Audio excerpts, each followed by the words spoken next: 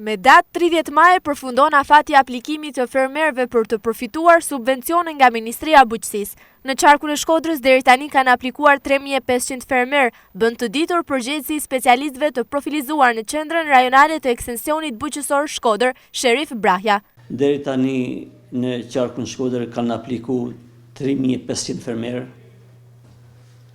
Janë asistuar të gjithë ky numër fermerësh në zyrat e Arepit Shkodër. Ky numër mund të jetë edhe më i madh sepse sot fermerët mund të aplikojnë edhe nga shtëpia ose nga pika të ndryshme të internetit, kështu që shifra mund të jenë më e lartë se sa 3500 fermerë. Shumica e fermerëve që kanë aplikuar janë fermerë që përfitojnë nga punimet e mekanizuara në naftë për bujqësinë. Janë rreth 2220 fermerë. 600 fermerë janë që kanë aplikuar për përfituar për pimë medicinale. 230 fermerë janë që mbashtrojnë ngjellin, 180 fermerë që mbashtrojnë të rinjtat dhe 220 bletritës. Fermerët janë ndihmuar në këtë proces nga 5 zyra me 9 specialistë të profilizuar në këtë fushë.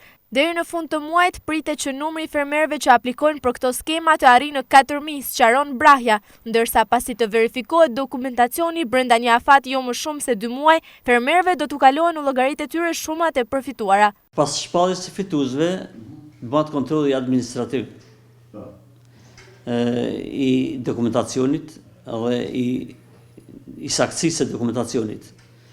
Pas kontrollit administrativ, atëherë Qeveria shqiptare rimburson fondet në numrat e llogarisë fermerëve.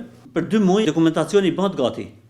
Edhe verifikohet, saktësohet edhe atëherë janë gati për financim për me kalu parë në numrat e llogarisë, sipas depozitimit numrave në aplikim.